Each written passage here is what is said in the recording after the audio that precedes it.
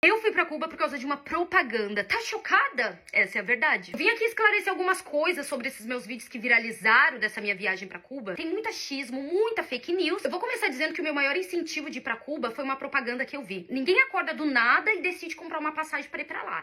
Não é assim que funciona. Tu já acordou hoje pensando em comprar uma passagem pra Cuba? Acho que não, né? Eu me seduzi tanto por aquela propaganda porque eu gosto muito de praia. Pra quem não sabe, Cuba é uma ilha no Caribe. E essa propaganda mostrou as praias maravilhosas, as pessoas, a cultura, e eu me encantei. Só que as informações básicas pra te ir pra lá não tem nessa propaganda. Claro que todo mundo sabe que Cuba tá passando por uma situação bem difícil, sanções. Só que no vídeo dessa propaganda, ninguém fala que Cuba só aceita dólar, euro e peso. São pouquíssimos os cartões que vai funcionar lá. É como se fosse uma roleta russa. Pode ser que o teu cartão aceite, pode ser que não. Ninguém fala nessa propaganda que o governo raciona a energia lá. Então provavelmente tu vai passar por um apagão. O que falam nessa propaganda é pra incentivar o comércio local. Se hospedar numa casa de um cubano. E pesquisando eu percebi que a acomodação em Cuba não é em qualquer site que tu vai achar. Então eu fui lá e conversei com a pessoa que fez essa propaganda. E aí, o que tu acha? Vai no Airbnb. Foi isso que essa pessoa falou. Pô, que legal apoiar o comércio local? Fechou. E tem muita opção lá. Só que a informação que não foi me passada é que se tu ficar na casa de um cubano local, tu vai ficar sem luz, sem água e sem internet. Não tem vídeo falando sobre isso, não tem informação falando sobre isso, ninguém me informou sobre isso. Tu sabia? Provavelmente não. Nisso também eu já tinha sido desafiada por um seguidor de ir pra lá e viver a realidade de um cubano. O que pra mim não é nenhum problema, porque todos os países que eu passo, eu mostro o lado bom e o lado ruim. Depois de organizar minha viagem, fazer toda a dinâmica, fazer o visto e autorização de entrada, tu precisa preencher um formulário também. Cheguei em Cuba. Chegando no aeroporto, eu senti que não ia ser só um perrengue de viagem. O buraco é bem mais embaixo, minha filha. Chegando na cidade, eu não acreditei no que eu tava vendo. Aquilo lá parecia uma zona de guerra. Parecia que eu tinha desembarcado na Ucrânia e não em Cuba. Eu fiquei tão chocada que eu mandei uma mensagem pra pessoa que fez a propaganda falando: olha, cadê aquela parte de Cuba que tu mostrou nos vídeos?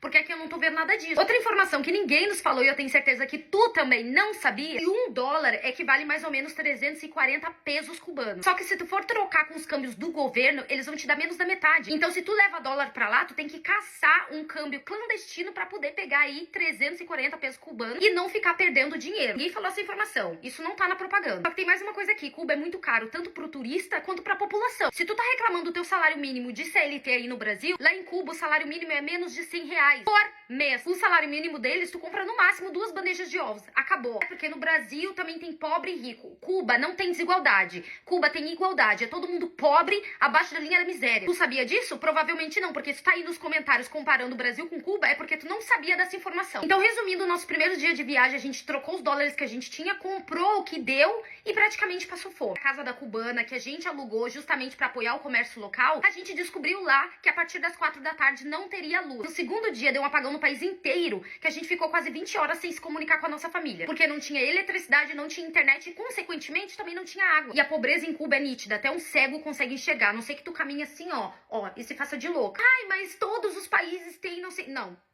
Não, tu tá falando isso porque tu nunca saiu do teu bairro, tu nunca nem viajou. Todos os países que eu já visitei, eu nunca vi nada parecido. Ai, Juju, mas tu não explicou das sanções, o embargo que Cuba sofre há muitos anos. No último vídeo que eu postei, eu falo toda a história de Cuba e por que o país tá desse jeito. Por algum motivo, essa plataforma não quer entregar meu último vídeo, então tá aqui, quem quiser assistir, é só entrar no meu perfil. Quando tu vive só na bolha de turista e não fura essa bolha pra entender a realidade de Cuba, é muito bom. Porque vocês têm que entender que as praias que o turista tem acesso, os cubanos não têm acesso. Eles não podem entrar. Eu não consigo romantizar isso, me desculpa. Pra te ter uma ideia, cubano não pode nem comer carne de vaca. Eles são proibidos. É só porco e frango. Eles têm que aceitar a situação que eles vivem, eles não podem nem reclamar. Obviamente, se tu botar uma câmera na cara de um cubano e perguntar pra ele se o país é maravilhoso, se tudo é muito bom, ele vai falar que é tudo muito bom, que eles são muito felizes, que é tudo maravilhoso. Porque se eles falar o contrário disso, eles vão presos. No final da viagem, eu fiquei tão indignada que no hotel tinha tudo pro turista, o turista esbanjando comida. A gente pegou comida, pegou papel higiênico, pegou sabonete, pegou shampoo, tudo que a gente pôde pegar do hotel pra distribuir na rua. E as reclamações que eu vi nos comentários só foram de brasileiro. Todos cubanos que viram os meus vídeos me mandaram mensagem agradecendo. Então o que eu quis mostrar nos meus vídeos são informações que nenhum outro vídeo passou. Pra te saber e ficar ciente do que tu vai ver quando tu chegar lá. Mas no Brasil isso também acontece no bairro tal. Ai, São Paulo já ficou sem luz não sei o quê. Eu não tô falando de um bairro, não estou falando de uma cidade. Eu estou falando do país inteiro. Toda a população.